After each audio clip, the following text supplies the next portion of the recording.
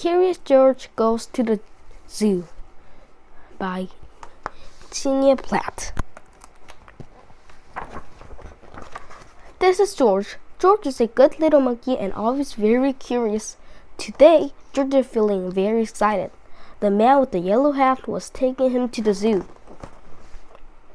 As they drove, the man explained to George that this wasn't just any zoo that they were going to visit. It's called the Wild Animal Park, the man said. All of the animals roam around freely. When they arrived, George saw a huge banner. George looked up at it, but he could not read the words. A friendly zookeeper explained. It's an extra special day here at the Wild Animal Park, she said. It's our baby rhino's first birthday. We are going to have a party for her later on. A party? This is gonna be a wonderful trip to the zoo. George tried to walk into the park where the animals were, but the zookeeper stopped him. You can walk in there, she said. To explore this zoo, you have to ride in one of our special cars. She pointed to a huge car that had no roof on it. Oh my, what fun this was going to be. George and his friend climbed on board and the car drove into the park. Soon they were in the midst of the Wild Animal Park. Look over there, said the zookeeper. There's our pride of lions. We have a large family here. George pointed the other direction. Yes, George, said the zookeeper. I see giraffes too. Their tall necks help them eat leaves from the treetops, and there are 2 ostriches running this way. George was happy to be seeing so many animals.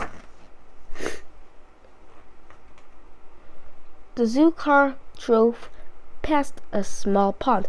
Pink flamingos waded in the water.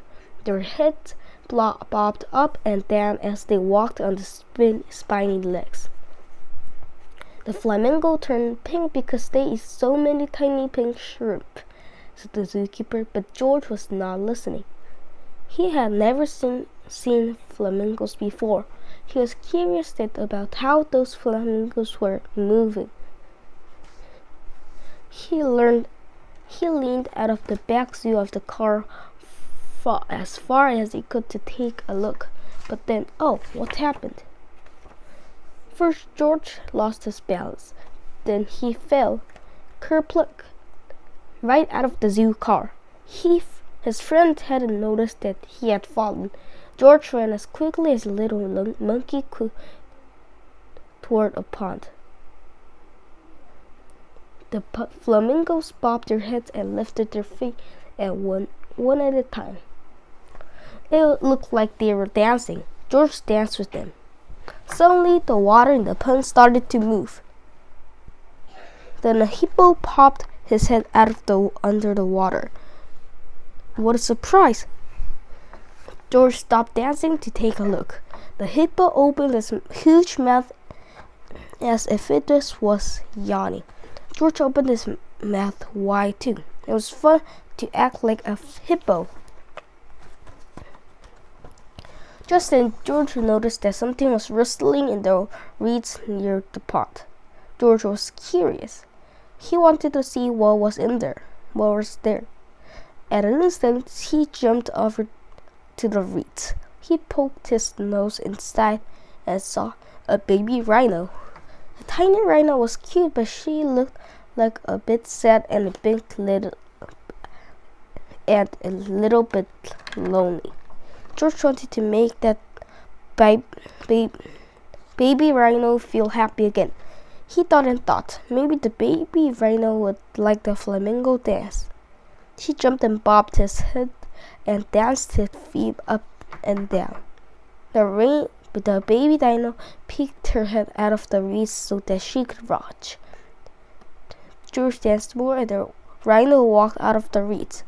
George was curious too. They were having so much fun that George didn't notice what was behind him.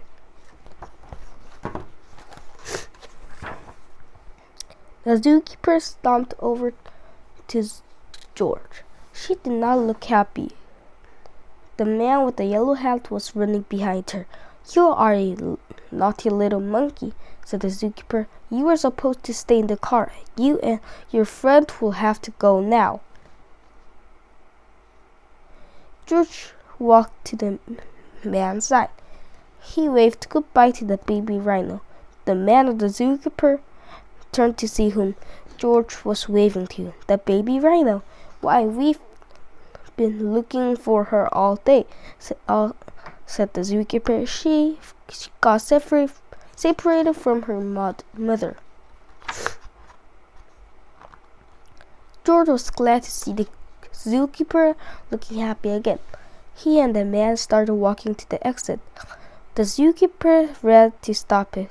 "Thank you for finding our baby rhino, and just in time for her birthday party.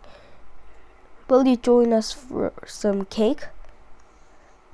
George jumped with glee. He had forgotten all about the party, and he did love cake. The man and George followed the zookeeper and the baby rhino back to the headquarters. The rhino's mother was waiting there for her.